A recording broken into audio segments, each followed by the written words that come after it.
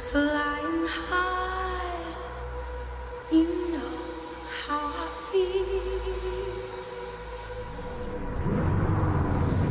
Sun in the sky, you know how I feel. Breeze drifting on by, you know how I feel.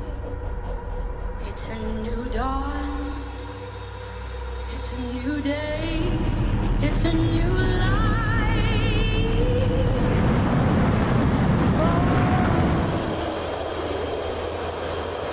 And I'm feeling good.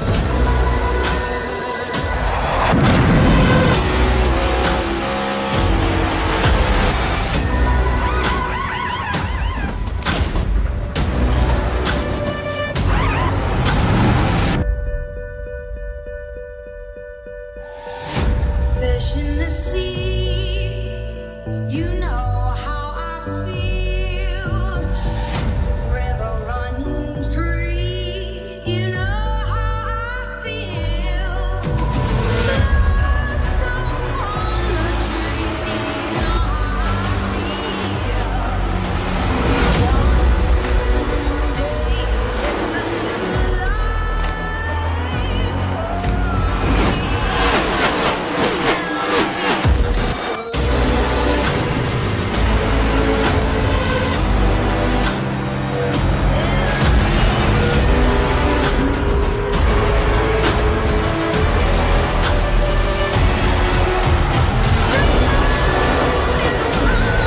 it's a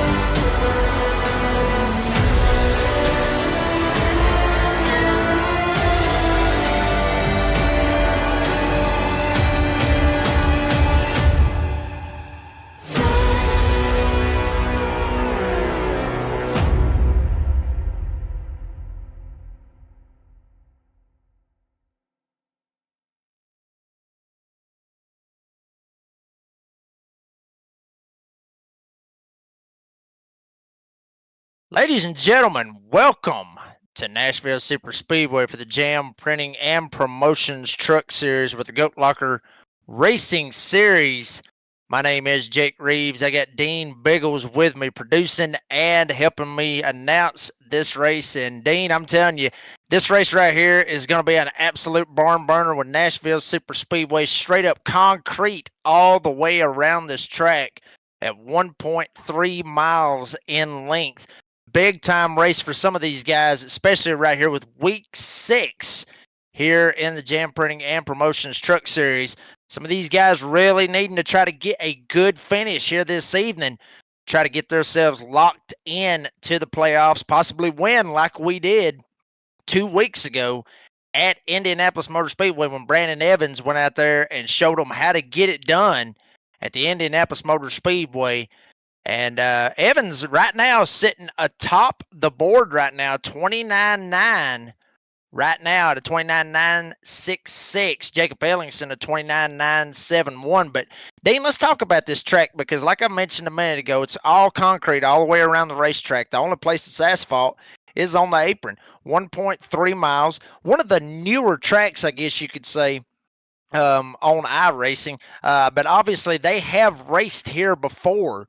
Especially here in the trucks, but one of the newer, I guess you could say, for like the NASCAR Cup Series, and one of the newer tracks on iRacing. And Dean, I think this is going to be a hell of a show here this evening. It should be a hell of a show, and it should be fantastic. Thanks to, of course, for the Jam Printing and Promotions Truck Series, bringing it on here for Nashville in Tennessee, of course, where the barbecues are good and the track racing should be even more fired up.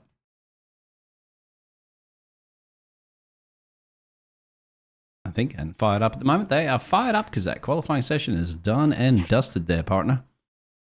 Yeah, and one thing that is not fired up, obviously, in Tennessee is the Tennessee Volunteers. If there's any Tennessee Volunteer fans out there, I'm sorry, they suck. I'm an Alabama fan, die hard, and will be to the day I die. But anyway, get out of the college football deal. Let's get right here with the starting grid for this evening. And Brandon Evans picking up right where he left off.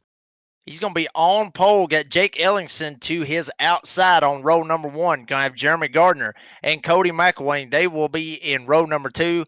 Going to have Jamie Mullins and Patrick Drebeck in row 3, 5th, and 6th, respectively. Then you got Jake Ham and Ryan Pendleton, 7th and 8th. Scott Formosa will be 9th. And Trevor McManus, Dean, he's one of those guys right on that cut line to try to make it here in these playoffs. He's going to roll off 10th.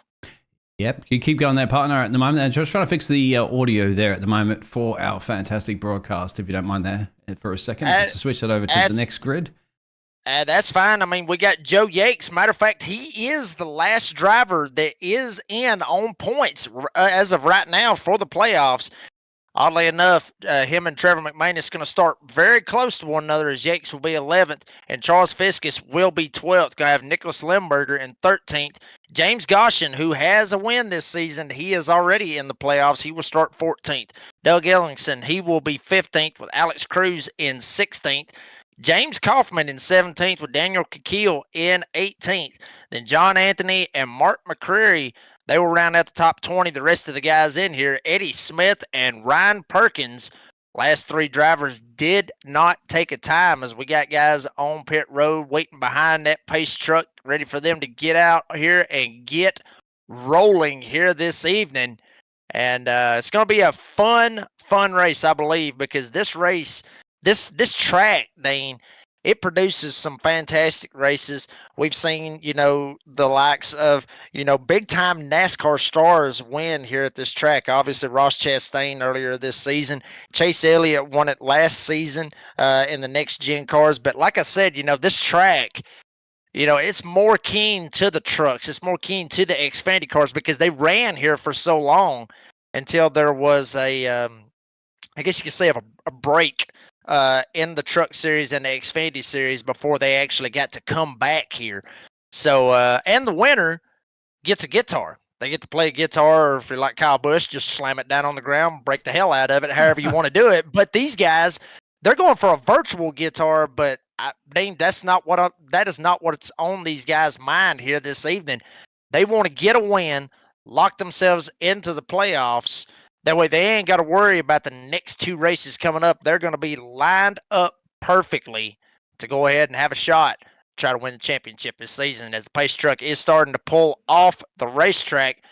Leave it in the hands of Brandon Evans and Jacob Ellingson on that front row, trying to get into that Geico restart zone, as you see. And we have a green flag. Barney, the flagman, arm is waving. We going green as they go into turn number 1. Yeah, we're going green, and we have no race audio at the moment, so we have to continue with that one. Perhaps you could do the sounds. We all know the sounds.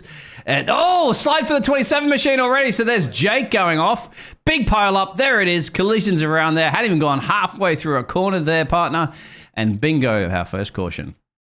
Wow, right off the bat, right on the front row, Jacob Ellingson, he just absolutely snapped loose. Everybody trying to find a way around him. A couple of guys getting basically tattooed, if you will. Charles Fiskus, one of those guys involved as well. And it all started when Jake Ellingson just absolutely snapped and just lost it. Hopefully we'll see it right here on an instant replay. See kind of what happened right here. But wow, unbelievable right here. As you see, just a big pile up right here off of turn 2. Everybody, there's Ellingson right there. And Doug Ellingson, oddly enough, I believe they are actually related, Dean. Both of them getting involved with that as well. And then check it out, the 5 just goes straight into the wall as well. We have to cut to a commercial break real brief and quickly while we fix some technical issues. Please bear with us. Don't go anywhere.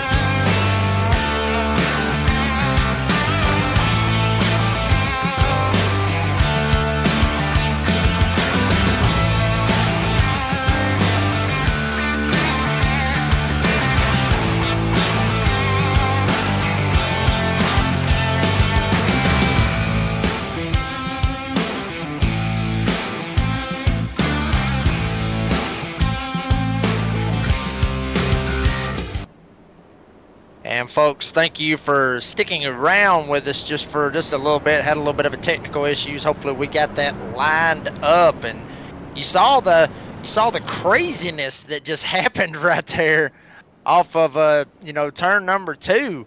And wow, I mean, that was something, Dean, that I was gonna mention. Is we're seeing it once again. You see all these guys back here. I mean, it's a straight up parking lot over there off of turn number 2. Everybody trying to find a way around it. You see Ellingson right there. He just straight up stepped on the gas just a little bit too much. And folks, you've heard me say it numerous times about that egg up under the pedal. I think Jake just stepped on it just a little bit too hard, and everybody's trying to find a way around it. But wow, I mean, just so unfortunate that this happened so early in this event. You can see Jake was the first one to instigate that, wasn't it? Just stepped on the gas there. They rear-ended the car, said, "No, I'm not cooperating with you." And that, I guess it's not the end of the world, of course. Jake's down in P14 currently at the moment. I guess you have to say there at the end of the day there, Jacob, if you're going to have an accident, my friend, have it in the first corner or in the first lap, because you've got plenty of time to come back in our fantastic Goat Locker Racing series. Yeah, I mean, yeah, you're right. I mean, if you're going to have this instance, or if anybody's going to have this kind of incident, just go ahead and just have it early. I mean, it's 115 laps. You still got a long race left to go. Just hopefully nobody got tore up too bad, if you will. One of those guys that we're seeing was Joe Yates. He actually started 11th down to 18th, and one of those guys right there on the cut line. But here we go. Pace truck is off. Brandon Evans in the restart box. He's got a new guy to his outside. There's Jeremy Gardner up there on the high side. Green flags in the air. Evans all over the gas pedal. Gardner not a very good restart. He's going to have Jake Ham right behind him and Jamie Mullins as they come off of turn number 2. Fantastic getaway there from Brandon. There's Jeremy, Jamie, and Jake. You can see right now on your pictures a number 3 machine. And he's covered off there by Cody. He's hunting him down at the moment. Cody losing 1 place. Jake gaining 3 as heading lap 5, 115 to go. A long way to go right here. Oh. It's still anybody's race. We got a couple guys stacked up back here in the back. Gonna get a caution right here. 27, unfortunately. Looks like it's Jake Ellingson once again. Yeah. The first 2 cautions brought out by Jake Ellingson. We'll see exactly what happened right here on an instant replay. And Dean, he didn't get on the gas too hard. He just came right off the wall and just 25. straight up hooked somebody. Straight in. 25 into 27. 25 being James Kaufman right there. And I mean,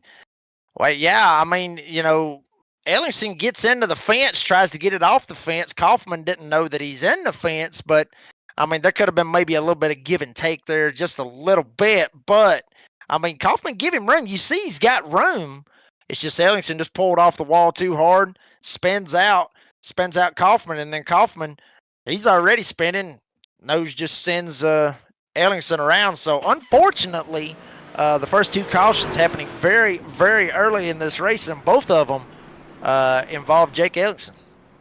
Jake's not having one of those days, at least for now, and it's going to be motivation. You get down there, and he hasn't gone down the pit road actually just yet, but get down there and just get the motivation, get a bit of a kick up there from anybody, your pet, your cat, your dog, anybody in your house. Go, come on, mate, pick it up there. 18 positions down, but still plenty of racing to go. Cody goes in. So is this an early stop there for the number 6 machine? Different strategy perhaps there? Probably. I think it is. I mean, really, I'm not real sure exactly why he is going in. I'm not sure why he's doing this. Maybe he had to go take a leak. I don't know really what it is, honestly, because nobody else is going down pit road right here. Oh, no, he may be going in just getting a splash of gas. I mean, maybe that's what it is. But going back to Jake Ellingson, I mean, we look at some of the points right now. We talked about Joe Yates. We talked about Trevor McManus. Jamie Barkas, who is up here as well. Jake Ellingson's sitting 11th. He's 2 points above that cut line, and not to mention James Kaufman, he's only 4 points to the good. So both of those guys are right there close to that cut line. Jamie Mullins also 6 to the good with Ham, and both of those guys are running up inside the top 5. So Ellingson, not a good start for him right here, especially being right there on that cut line, but I believe we are still going to be rolling right here as the pace lights are still on And Jake, by the way, Jake, how are you chatting and driving the number 3 machine at the moment? He's just said something in the chat there. I guess that may be one of those push-to-talk buttons there that translate it into text. Who knows at the moment on the radio going, I send this one to the YouTube channel, please, for the Goat Locker Racing team. Say, smiley face, I think that is. Doug is Jake's dad, too, from Ray Ellington out there. all right. As Well, well. then I'm sure that first accident that happened might not be real good in the Ellingson household. We'll just put it to you that way, because I mean, it's just one of those things when your son wrecks and then you end up taking your daddy out. It's just kind of a rough deal on that. But anyway, he took Daddy's truck out there and wrecked it the other day. Dad's not a happy camper at the moment, so let's see about that. Dad might be hollering at him across the house. That's a good point right there. But anyway, Dean, we haven't seen you in the past 2 weeks. What's been going on in your world? Just general, my friend, casting, lots of different aspects of road racing and a couple of oval racing and stuff like that. Still here, of course, on the NASRA 360 Racing Network on the Friday. Well, broadcasting, of course, isn't it, for you two gentlemen tomorrow night as well, too, for another series. As you know, pushing the buttons behind the scenes. But yeah, a little earlier today there in Daytona, my friend, for the road course with GT3s, which is quite interesting. So it's 40-something cars there and a 1-hour race in Daytona in twilight. Was certainly a lot of fun, and that's the first time they actually had rolling starts for that series as well, too, which I had probably recommended to be quite good because we didn't have a massive pile-up in turn 1. Absolutely. And Dean, you're talking about, with announcing for tomorrow night. I'm actually not going to be in the booth tomorrow night. I'm actually going to be driving. No, well, you're going to see me, though. I'm going to be driving. So I'm going to be in the race. So we can pull you in for a caution then for a bit of a yarn. Yeah. I prefer, caution. Yeah, not under green. No, Don't do not that. under green. No, that would caution. be crazy. So Yeah. that would be crazy, with that. And that will also be on the NASRA 360 Racing Network tomorrow night with the Concerns of Police Survivors Truck Series at Atlanta Motor Speedway. So same time, basically tomorrow night, 9 o'clock Eastern time, if you get a chance. And you are a subscriber to the NASRA 360 Racing Network, go check them out. But we'll worry about tomorrow night when it gets here, because Brandon Evans, he's basically made it look easy. But Dean, he hadn't really moved because they really haven't been a lot of racing going up front, or going on up front, that is, for somebody to try to overtake him because of these cautions that we've had so quick. But we will see if we can get a long green flag run in. Hopefully, everybody's got their I's dotted and their T's crossed right here, and see if everything's lined up as the pace truck pulls off. Brandon Evans, Jeremy Gardner, Jamie Mullins, Jake Cam, that is the front 2 rows of Patrick Drabick, Nicholas Lemberger in row 3 as we are green flag Evans. Once again, a fantastic restart. Jeremy Gardner right behind him, and then side by side once again with Jake Cam, Jamie Mullins right behind him.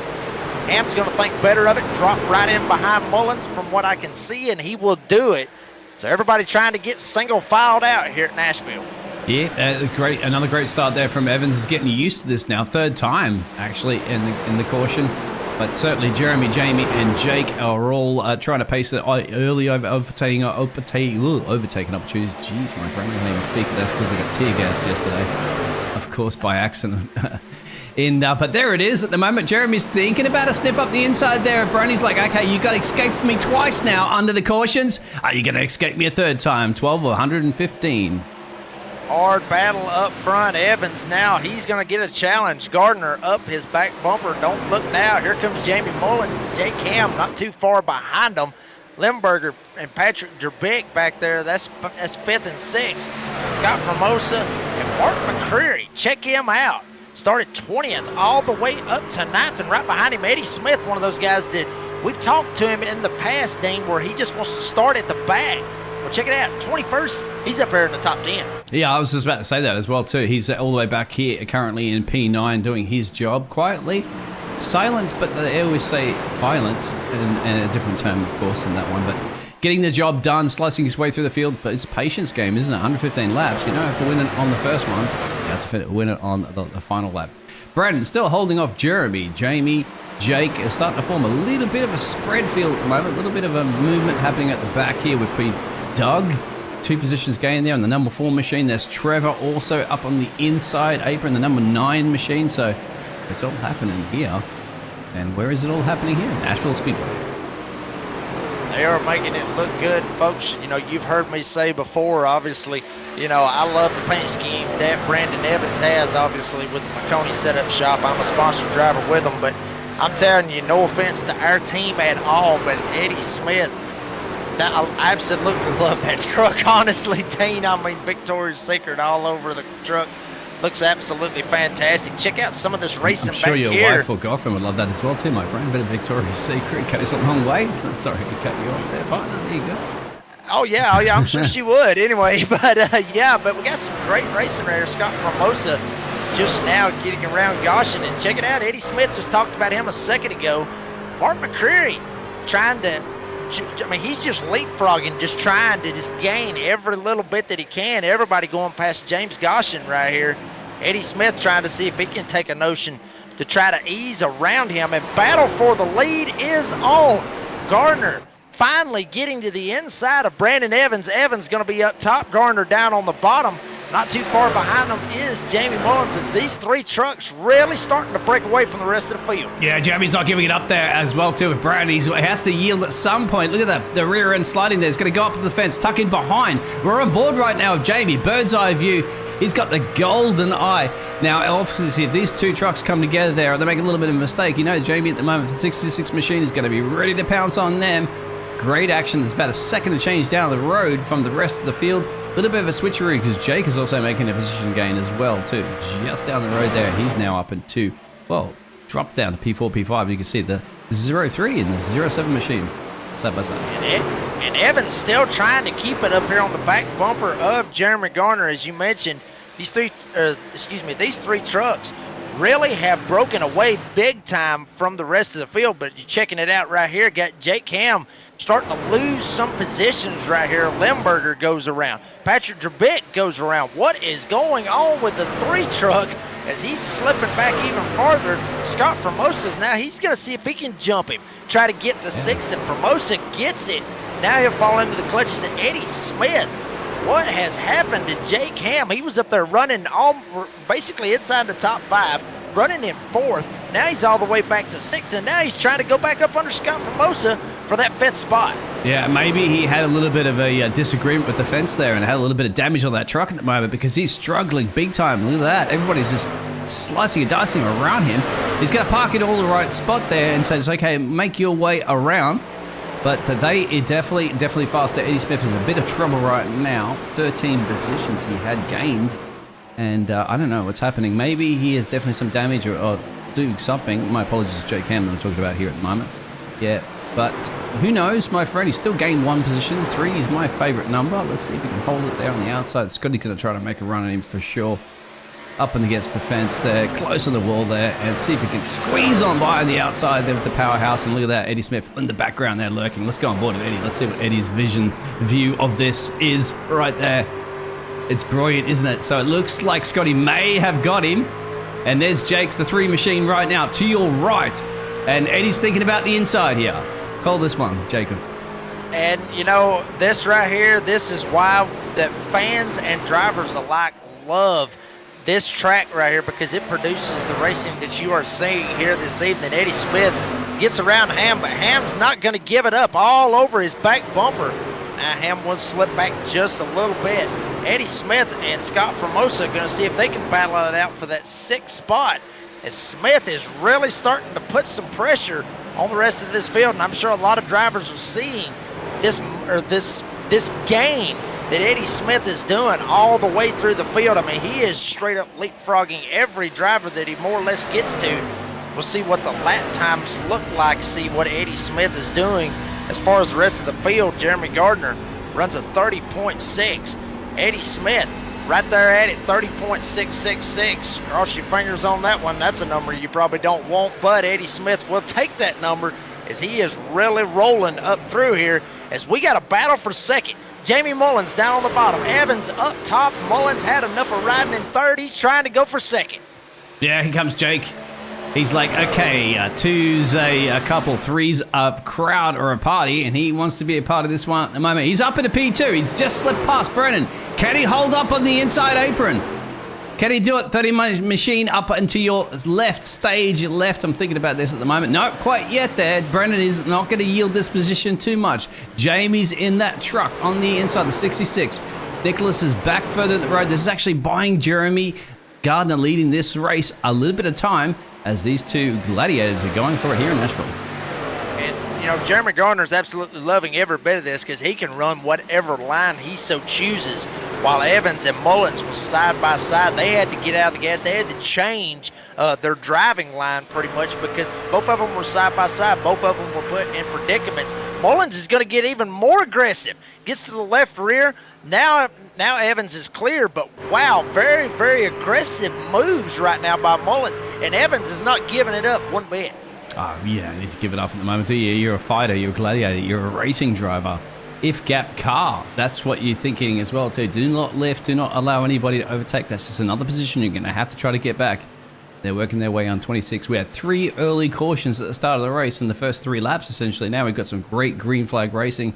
And Jamie is potentially smelling a P2. He's smelling the exhaust, of course, of Brendan D. Evans at the moment for the McConey setup shop there. He's like, I'll give you a bit of a setup, my friend. Have a look at a checkup there for 66 machine. Brendan saying, well, this is the reason, my friend, why I have a setup shop, because I'm perhaps going to hold you off there for 39 machine.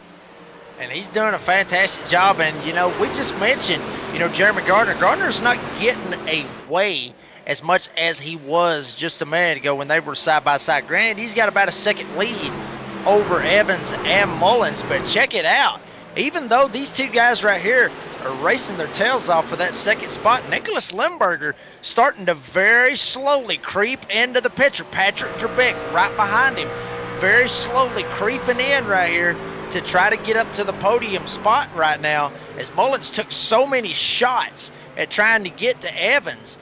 Now, all this right here is basically may end up coming for nothing because Limburger and Patrick Trebek have basically just rode, just single file, I guess you could say, right behind them. And now it's paying off big dividends as they are catching Mullins and Evans very, very quickly. Yeah, absolutely correct, isn't it? There's Eddie at the moment. He's a little bit further back down. There's Patrick. There's Scotty on his tailpipe. There's Patrick up the road a little bit there. And they're catching that pack, and they need to catch that pack, of course, to get that slipstream, get a little bit of a draft. There's Nicholas on the tailpipe there of Jamie, and of course, Jamie, you all know, at the moment, is on the tailpipe there of Brennan. Of course, where's our race leader? All the way over here. Can you even see a car in the background? Yes, you just can. There's Brendan. So Jeremy's loving this one, but at this point, you're knowing that looming in the background, when the foreseeable future, of course, is pit stops and perhaps even a caution.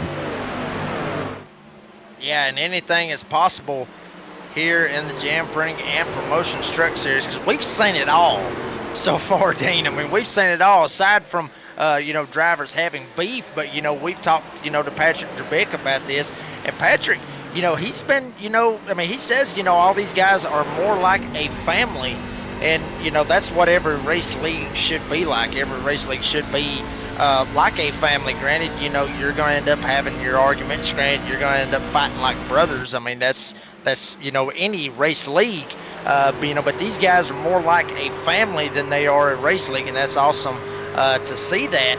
But I'm telling you, check it out right here. You're looking right here off the back of Brandon Evans. Granted, Gardner is absolutely checked out. He is gone. But check it out. Here we go. Now we got another battle going on right here. Ham has been working over Scott Formosa for I don't know how many laps. I've lost count, to be honest with you, Dean. He finally gets the spot. So move Jake Ham up to 7th. And then here comes Mark McCreary right behind him. I'm going to see if he can jump another spot, maybe try to find a way around Formosa. But right in between Patrick Trebek, right in between Jake Ham, that's the one car, Eddie Smith. And Eddie Smith very, very slowly starting to creep up to the back of Patrick Trebek, as you see right there on your screen. Yeah, he's pulled his casting reel at the moment, isn't he, for the Victoria's Secret. And he says, okay, here we go, gentlemen. Let's settle to the lingerie department on on 4-3. We won't go there at the moment. I haven't got any of those puns, but he's going to be catching this pack at the moment. What's that? Jeremy's way up the road. And at the moment, Brendan is the one breaking the slipstream there. He's all that air is pushing it out of the car, and of course, his car, all the other trucks at the moment, they're tucking up behind there saying, thank you very much. We're going to take this nice slipstream all the way. And what do you think at the moment there as a racing driver? And we'll see you racing tomorrow night there, partner. Do you like to be the one chased, or you like to be the one chasing? Honestly, I mean, I like to be the one chasing because you want to be able to put the pressure on the guy in front of you if at all possible. I never like to be the one that's getting, that's getting chased because you don't know exactly what they're doing. Here we go. Battle for it. Got a little contact. Evans and Mullins get into each other's door. Mullins has tried numerous times to try to get around Brandon Evans every which way possible, and he damn near sent him up into the fence, almost spun him out. But that really just stacked the whole field right behind them with these other two guys, Trebek and Limburger. Now they seen what happened. Both of them get crossed up, but now everybody gets back in single file formation. Maybe not. Here comes Limburger down to the bottom. Gonna see if he can leave Mullins up top. It looks like Limburger is gonna very, very slowly get the third spot. Maybe not. Here comes Mullins back on the top. Yeah, we're going to go on board with Patrick at the moment. Have a look at his perspective at the moment. Seeing this little bit of shuffling and huffling, and look at that at the moment there. He's got Jamie on his outside. He's got, Patrick, of course. We're all on board with Patrick. There it is. So he's going to be looking everywhere in his mirrors. And also, look at that. Just like that, Eddie's caught the package. You called it there. Perfect cast. Eddie's loving this in the background. 15 positions gained. The number one machine is enjoying this squabble. So is Jeremy leading this race. The battle, of course, is still on for the cards of P2. And not to mention the 3 truck of Jake Ham. We saw him just a little bit ago, Dean. We was trying to figure out what in the world happened to that number 3 truck. Why is he slipping back? I think he was back there saving his tires and letting these guys go up here and straight up burn them up, because now he's inching ever closer to the back bumper of Eddie Smith. Eddie Smith finally caught up to the back bumper of Patrick Trebek. Made this a 5-car train. Now we're going to make it a 6-car train with Jake Hammond. Not too far back is Mark McCreary, maybe making it a 7-car train, if you will. And, Dane, this is not one of those tracks where it's like Talladega where you can just straight up tandem or you can just straight up lock, in a draft and just go. So, this is where the meat and potatoes of the racing is going to be right here. Obviously, we got a bunch of guys out here racing, but these guys right here are battling for a podium position because right now Jeremy Garner has checked out big time, over a 1.5-second lead. So these guys right here, about these 6 trucks, give or take 5-6 trucks, if you will. This is the meat and potatoes. This is the race right here, just to try to get into the podium spot. Yeah, this is a gravy and beans, isn't it? Meat and potatoes, of course. This is where you sit back and get your popcorn at the moment because you know something is brewing up. Get your hot dogs in the grandstands because look at that. Eddie Smith's catching this pack. You got Jake Hand there. Mark is now caught there almost. Jeremy, there he is. All the way out in no man's land on the track. But all the action, of course, is right here where Patrick is as he's getting mounted and challenged. And we just see one of the drivers came in there. I think Scotty went into pit road and come back out again, maybe electing to undermine or perhaps predicting some sort of incident occurring soon at the moment. Jeremy doesn't want it because he's got a great lead. Here we go. Action-packed here on 40 of 115 to Nashville. And we've seen Jamie Mullins. We've seen him up there. I'm not real sure if he got a lot of damage. It didn't look like a hard contact that he had with Brandon Evans when he dove bomb on Evans. So obviously not that much damage, I guess. But I think Mullins just overdrove the truck so much that he just straight up burnt the tires up trying to figure out a way to try to get around him. Now here everybody's going past him. Eddie Smith's went around him. Here comes Jake Ham. Ham's going to go around him as well. And not too far back, Mark McCreary back here. He's going to try to find a way to try to get around Jamie Mullins. Mullins is dropping like a rock right now to everybody, but he's putting up a little bit of a fight right here with Jake Ham, trying to see if he can hold on to that 6th spot. Not able to do it. Ham gets around him. Mullins will have to go back to 7th. Yeah, just a little bit of patience sometimes can pay off in a long race. We are getting very deep into this one, almost getting to the halfway point, but not quite yet. Brandon still holding on. Just losing one place after qualifying P1 in this one. So his big gap there to Jeremy at the moment. He's not thinking about that. He's thinking about how to hold off that 22 behind him. And of course, this gaggle of cars that are just within that 1 second gap. They're starting to fall away a little bit, come to think of that one there too there, Jacob. So if you are the like of Nicholas, would you believe letting Jeremy run away with this one? Or are you going to be thinking about an overtake on Brennan right now? Well, I mean, I think he's thinking the same thing that Jamie Mullins was thinking just a while ago. He was trying to find a way around Evans. He just wasn't able to get around him cleanly. But, still, Limburger, if he has the truck that he thinks that he has and that I think that he has, he's got to find a way around this 39. He's got to get up here and get going to try to catch Gardner, because Gardner's out to over a 2-second lead. But maybe Brandon Evans is maybe he's just riding, trying to save his tires, maybe try to go as far as he can, because these guys can go 65 laps, give or take 60 to 65 laps on a full tank of fuel. But I think that's what they're trying to do, is trying to make it as long as they can, because as I mentioned earlier, folks, this place is concrete. It's basically like Dover, and if you've watched any races at Dover, you know how bad concrete will absolutely eat up a Goodyear tire. So I think that's, it's a lot of tire saving going on right now. They're just trying to make it all the way to when they're going to try to run the gas tank dry.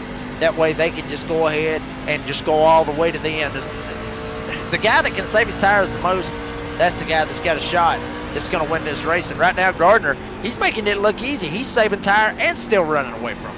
Yeah, you make it look easy, like talking about that as well too, my friend. I'd be in the fence after lap 1, so don't you worry about that. It takes a lot of skill and precision and racecraft to get it done. 22's going to think about it right now.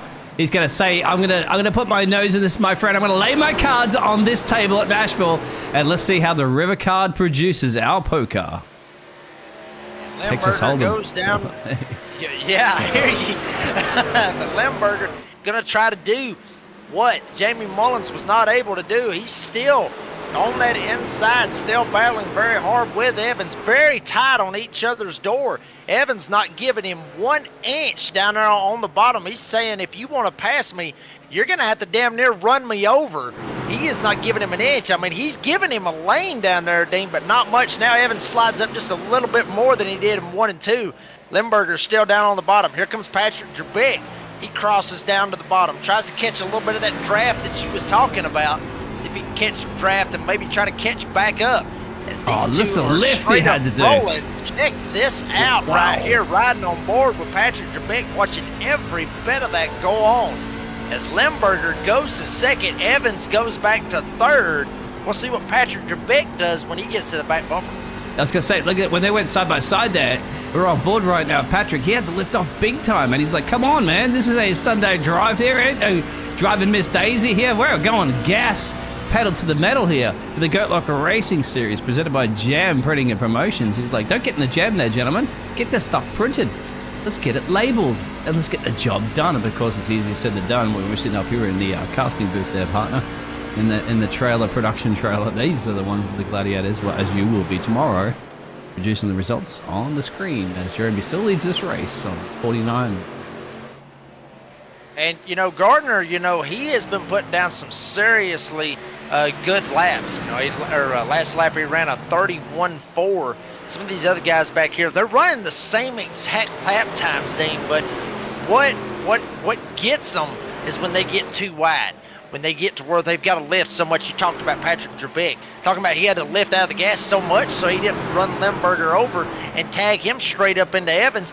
That would have been a hell of a pass, but I'm sure they wouldn't have agreed with it, the other two guys. But now that Limburger has gotten around Jeremy Gardner, now he is starting to put down some serious lap times. He's putting down identical lap times to Jeremy Gardner, and we still got we still got a shot for these guys to really gain some ground when we're coming up with a pit stop coming up here in the next couple of laps. So right now, seeing Limburger match Gardner's pace speed, there's a shot if Gardner slips up just a little bit in the pits and gives Limburger that shot to be able to get close to him. We may have a big time race on our hands for the win.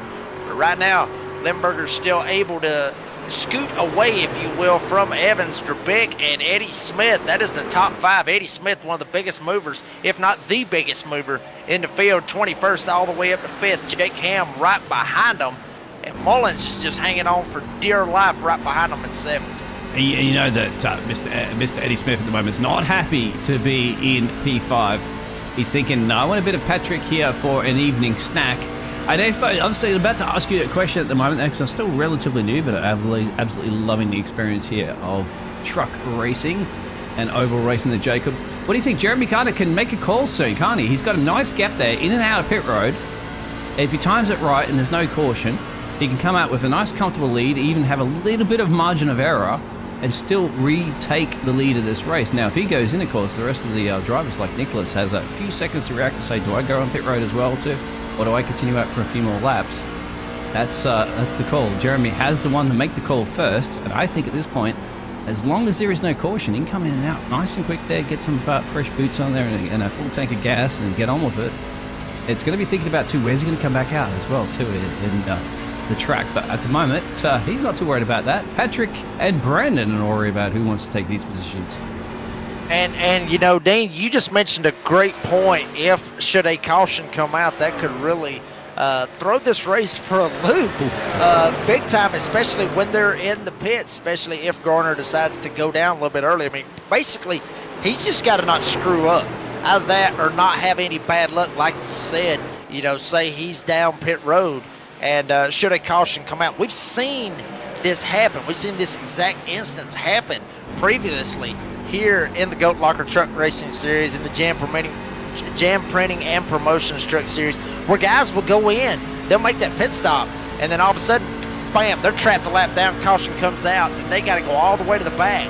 And then that horse that they got, that thoroughbred that they had the whole race, we got a caution. We're going to have a caution. Yep. Wow, Patrick Trebek and Brandon Evans get caught up in it. On the side, too. Look at that. Oh, something in the inside apron there to avoid that. Well, it was brewing. It was brewing. Now, you know that for a fact that Jeremy's going to have to go in there and box, right? Take advantage of this caution. And everybody, in fact, is going to be taking advantage of this caution. Well, we just caught a little bit of a glimpse in that one, didn't we? There, Mr. Jacob. So let's go back and see exactly what kind of instigated that one. We just knew side-by-side racing is going to cause bumping and grinding, and unfortunately, somebody in the fence. Wow, and you know, wow. I mean, that's just hard racing, right there, Dean. Obviously, nothing intentional about what happened right there. But I mean, wow. I mean, that happened so quick. You know, Dean, I know we was talking just a second ago before the broadcast about standing up when you're broadcasting. I literally leaped completely out of my seat when I saw that happen, just because it happened so quick right there. And I mean, I think it was actually a little bit of both drivers, to be honest with you, from what I could see. It was just Evans may have came down a little bit too much. Trebek was sliding up. I mean, Trebek was trying to get around Evans. We had already seen numerous drivers get around Brandon Evans at that point. Limburger got around him. A couple others. Trebek tried to get around him. He may have slid up into him a little bit. Evans may have came down. I think they met in the middle. It's just a racing incident right there. But unfortunately, Patrick Trebek doesn't look like he's going to be able to finish this bad boy. Let's see how Jeremy can get in and out quick enough than everybody else, because look at that. There he is. Can he get ahead of the rest? He can.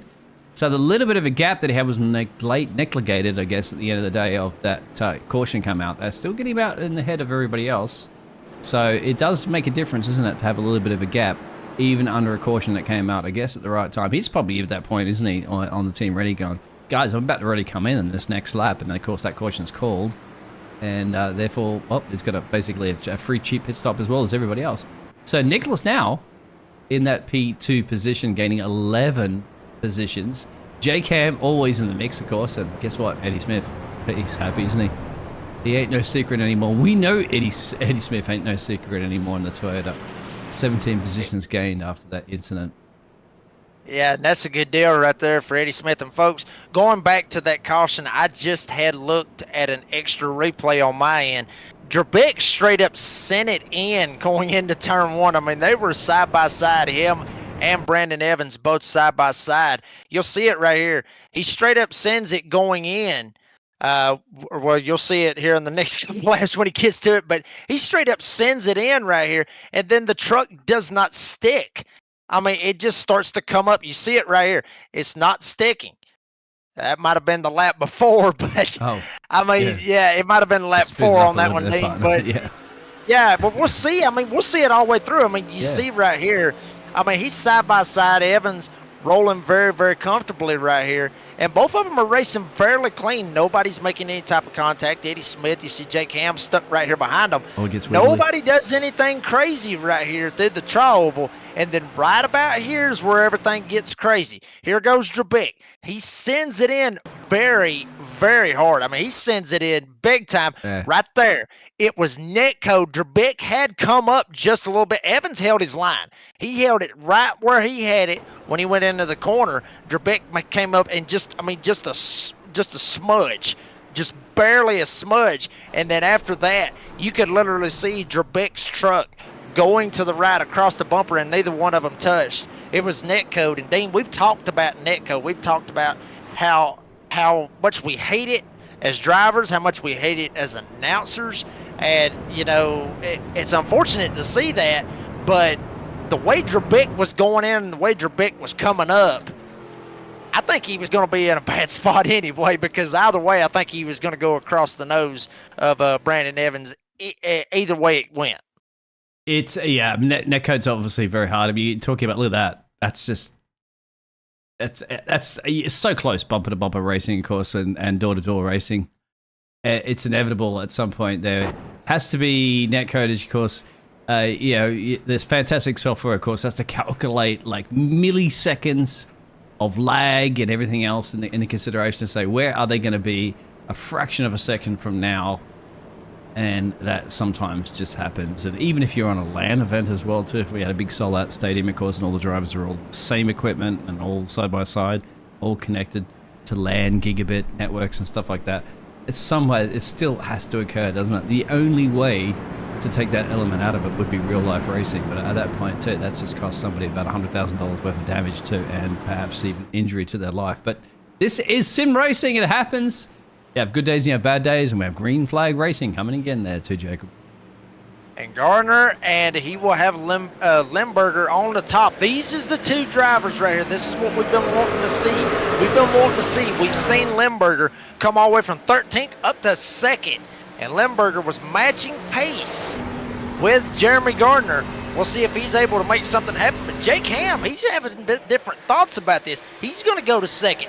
Limburger going to try to find a way around him. He's boxed in. Eddie Smith down to the bottom. And check out Trevor McManus. Haven't talked about him all race long up here in the top 5, right on that cut line with him and Joe Yates. This is what Trevor McManus needed. This is exactly what kind of race that he needed to be able to see if he can solidify himself a playoff spot. Riding right here in the top 5 as Ham gets around Limburger. He's still trying to fight him off as Gardner is starting to scoot away. Yeah, once again, Jeremy's having another great run up the road there, just wanting to look at his mirrors going, you guys out there battle it out all day long. I'm happy with this one, as long as those lap counters keep ticking over. Somebody's into the inside apron. That's Joe. Can he keep it back onto the track there? He's in the grass at the moment, mowing the lawn. And he should be able to get back onto the racetrack and join at the rest of the field. But here we go. This is it for the challenge. So it's Jake and Nicholas. That's 3 in the 22 machine.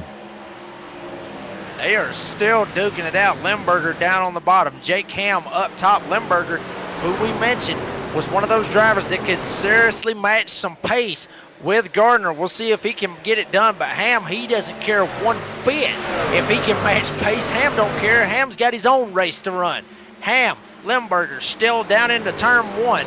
As here comes Trevor McManus. He's going to try to slide up here. He gets around Eddie Smith. Smith's got help from Jamie Mullins right behind him as these 5 trucks, have broken away from Cody McElwain, because McElwain has got a rearview mirror full of James Gosham, but hard racing all the way around as Limburger finally gets to 2nd.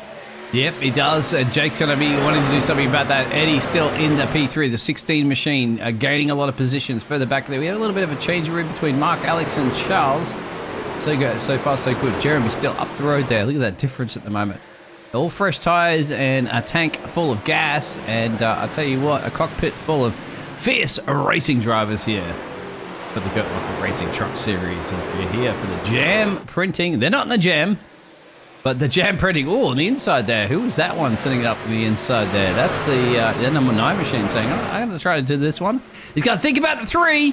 As the 3 goes up on the inside, the middle of the apron here on the elevation there, Jacob, is it a good idea? Is Trevor going to take it? It looks like he's going to stick with it, my friend. Commit to it. He is trying down there. I mean, he is giving it all he's got. Trevor McManus going to third, getting around Jake Ham. Limburger's starting to scoot away from this battle as we have a caution on the speedway. That might be, but back there, that's Charles. So you can see a little bit of a side scrape on that. That sounds like contact with the fence. Maybe a solo accident, actually, if anything. And well, obviously, we'll find out right now as we go back to the fantastic replay system. So here, look at the number 4 machine. This is Charles. So is the contact of the 80 or not? Yeah, there was net code right there, Dean. Is. I mean, honestly, I just saw it on my end. I mean, Formosa was trying to come down anyway, and Fiscus was right there very, very close to him. And, netcode did originally, you'll see it right here, great angle right here by Dean Biggles, our producer. Matter of fact, you see it right there. There was enough to where you could fit my PlayStation 5 or 3 of them in between it, give or take, both trucks right there. And then, unfortunately, Fiscus goes straight into the fence, much like what we saw with Brandon Evans and Patrick Drabick. Just this last caution. So here we got a couple of drivers coming down, getting, I would think, 4 fresh tires, maybe get some gas, maybe try something crazy, and see what happens. Actually, one thing I wanted to mention right here, we got some stuff in the chat right here. We'll see what we got right here. Bill Baker says, looks like someone said roll tide when the race started. Okay, I had to get one poke in on your team. Not real sure where Bill's going with that. Hopefully he can hook us up with a response on that one. I'm not real sure if he's applauding the roll tide or if he's saying screw him. I'm not real sure, but you got one guy in here. He says the 42 is Dookie. Go figure. It's Jeremy Gardner that says it, and he's the one leading the race, and he's been out there absolutely waxing. How are you typing and driving there, Jeremy? Come on.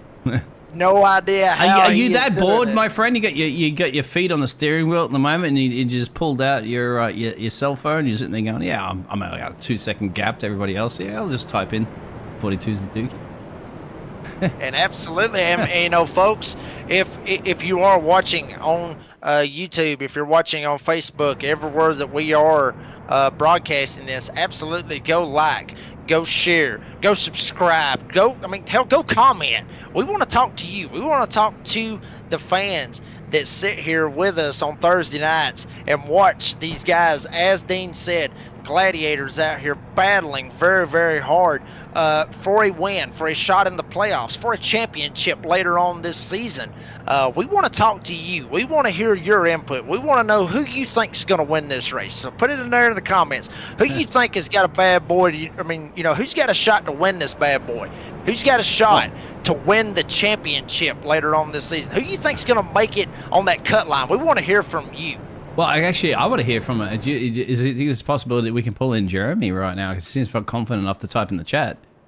As you have a minute or so to have a bit of a yarn to us while we're on a caution. Just still waiting for the pack to bunch up as some of those drivers took a elected ultimate pit stop strategy.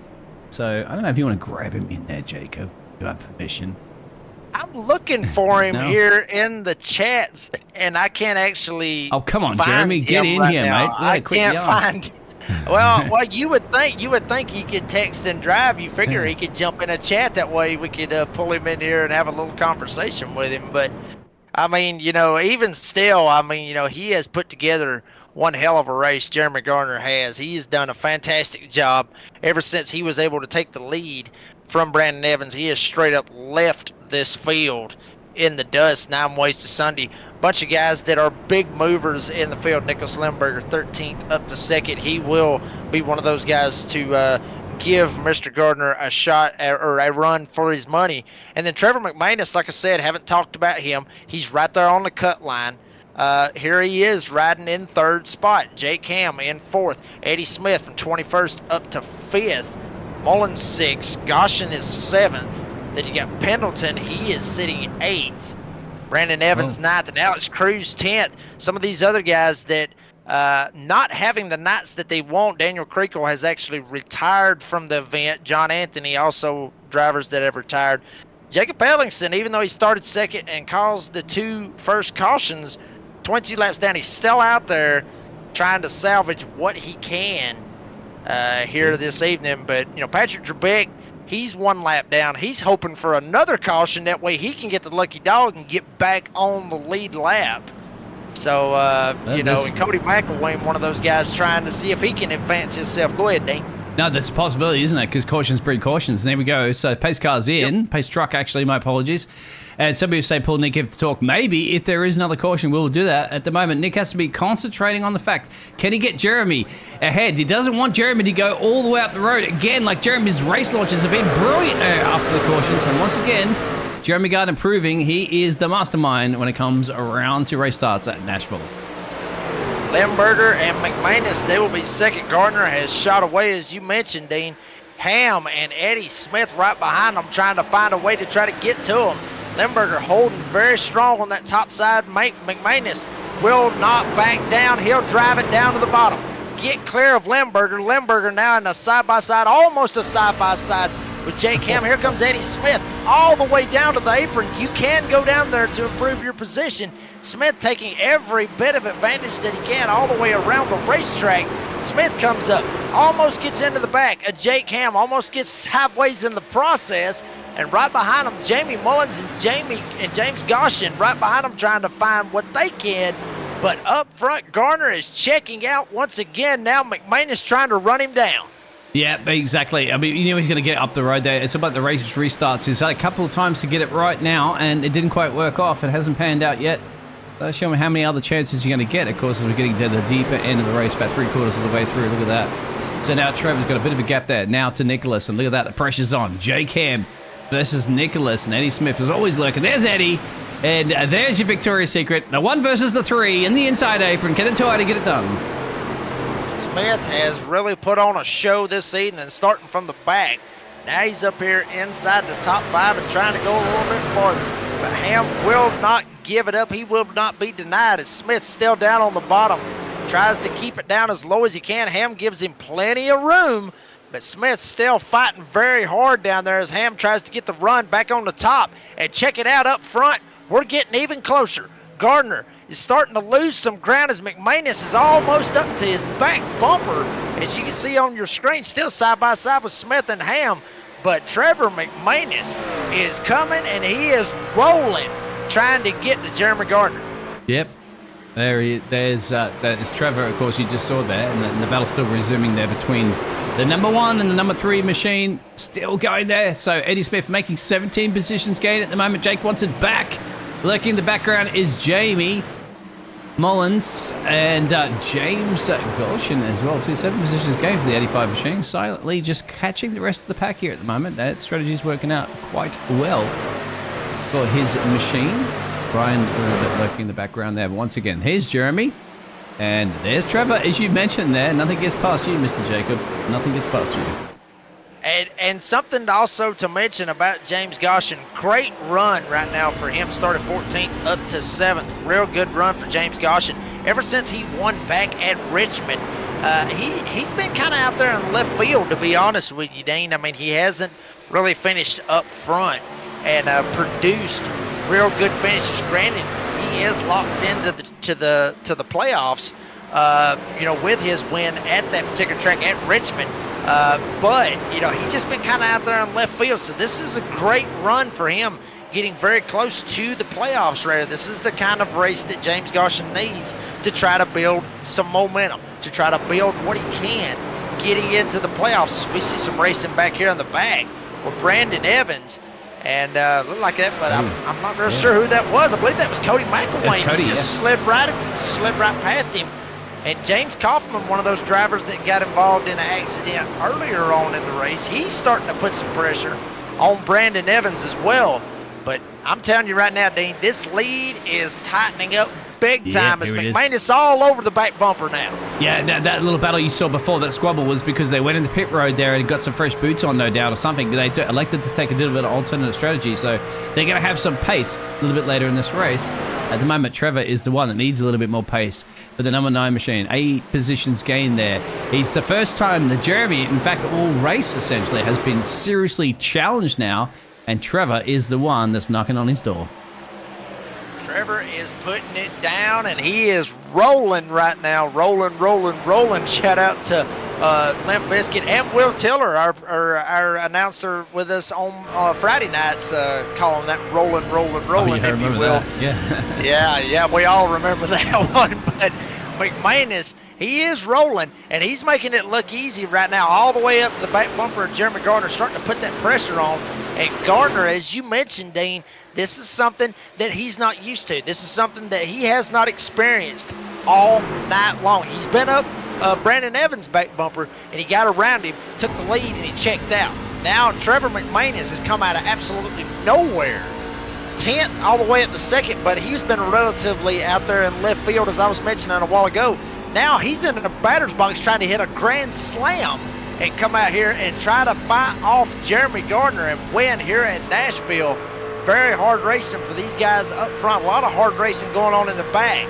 But check it out, Gardner still trying to hold on as McManus sends it into turn 3 to get his back bumper. Yeah, we're knocking out of the ballpark. Look at that, a little bumpy and grumpy as he slides across the track there. Definitely sliding across the track there for the Trevor machine. Try to fill the mirrors there of Jeremy and say, let's go racing partner. Let's go 82 of 115. We're practically all on the same pit stop strategies, all on lap 57 they boxed.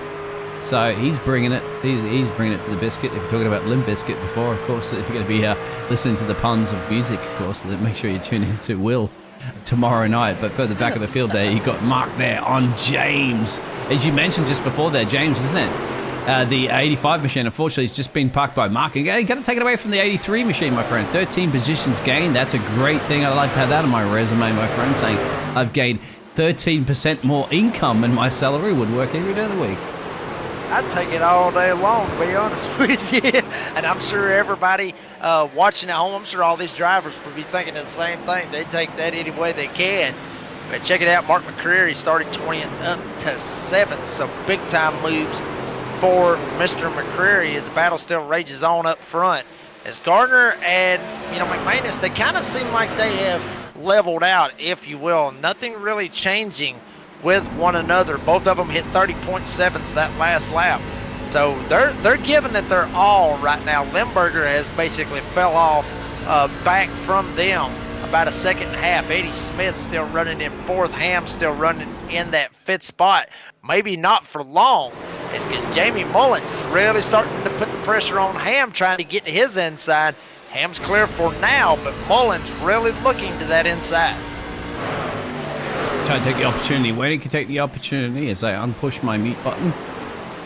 And we're getting it ready for some. And then that further back at the moment there, you've got James, Cody, and Scotty all also working on that. Here it is. It's going to be 3-way battle. I have to say, we're going to ride on board right here with Mr. Joe Yakes there. It's a little bit further back. You can kind of see the action up at the moment. Now, as a race driver there, Jacob, are you sitting back, relaxing here? You know you're going to be gaining on them too, because you can just see the mistakes that they're making against that. Just trying to exchange Christmas cards early here in Halloween coming up. Yeah, you sound like my wife already on Christmas and Halloween. I mean, that's pretty much how it goes around this house. Thanksgiving too, partner. Yeah, exactly. I hear you big time. But check it out right here. Got a 3-way battle right here. This is for about the 5th spot right here. Jake Ham right up here. Mark McCreary, Jamie Mullins. All 3 of these guys right here vying for a top 5, which would be a good race.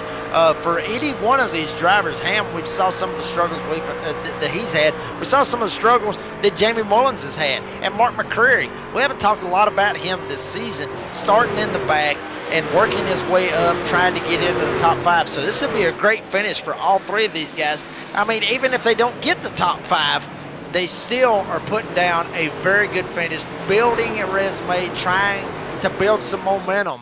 Really late right here in the regular season before we get to the playoffs is side by side, McCreary and Ham right across the stripe. as we are at lap 88 of 115. Not too much more here in this race, folks, as the laps are ticking down very quickly. Jamie in the background that's just watching these on his pictures at the moment. If he's looking at cockpit cam, we're looking at drone cam as the 83 and the 3 machine on there. I can guarantee at one point, my friend, something with a letter 3 in it is going to be either in the position of 4 and 5 soon. We'll see who it will be. Mark wanting that one on Eddie. Jacob, sorry, and well, I get it all mixed up at the moment. Look at Jamie's exit speed coming through. He's like, can we go 3 wide here? Can we go 3 wide here? I would recommend it. Then again, Jacob, have you tried it? Would you have tried it? I've tried it. I've went 3 wide here, and it didn't turn out too good. So I don't know if they want to try it or not. But it is wide enough to pull 3 wide. But you know, it's not recommended because this track, to a certain extent, is very line sensitive. You're either right on the bottom or you're probably 1 lane up. Where we've seen Nicholas Limburger run right around in that middle lane. As we mentioned, Nicholas Limburger, check this out right here, folks. Limburger is starting to catch Trevor McManus and Eddie Smith right on his tailgate, all up in it. 26 laps to go. Still plenty of time for Limburger to get up there and have a shot. But Gardner, he's not pulling away like we seen earlier. He's not at that 2-second advantage like we saw earlier. He is right there about 1 second from Limburger's. Limburger really starting to run him down. Smith trying to run down Limburger as much as he can and don't look too far back. But Mark McCreary not too far back as well. But mainly it's come down to these 4 trucks. Jeremy Garner, he's won multiple races this season. Trevor McManus, he's right there on the cut line. Limburger and Smith also in vying for a playoff spot as well. So these top 4 guys would love to get a win, but Garner's won more than all of them. And we'll see what happens right here in 24 laps, because it's going to be a good one all the way to the end. Yeah, you don't want to let, I mean, essentially at this point, Jeremy's going away with it again, running away with it again. Trevor was one of the closest, really, isn't he? He got up on his bumper there for a few times there. Now he's backed off there. And Nicholas is coming into this one. Eddie's coming in this one and go, okay, guys, you've had your shot at taking the 42 machine. We got 23 laps to go. So you got to step up to the plate there and slam it out of the ballpark, guys, or otherwise step out of the way and give me a shot at that one. And Eddie's taking a shot right now on Nicholas and saying, come on, my friend. Do you want to win this race or not? Because we ain't going to be winning this race sitting back in P3 and P4. We need to be P1. That's the one you want. Yeah, and Limburger opened it up way too much trying to go into turn 1, folks. What I mean by that, he opened it up too much. He tried to get out wide to get him a good arc going into the corner. And he opened it up too much and got up into the fence. That's what got Eddie Smith to his inside. Limburger's going to have to back away and let Eddie Smith have it. So Eddie Smith, 21st all the way up to 3rd.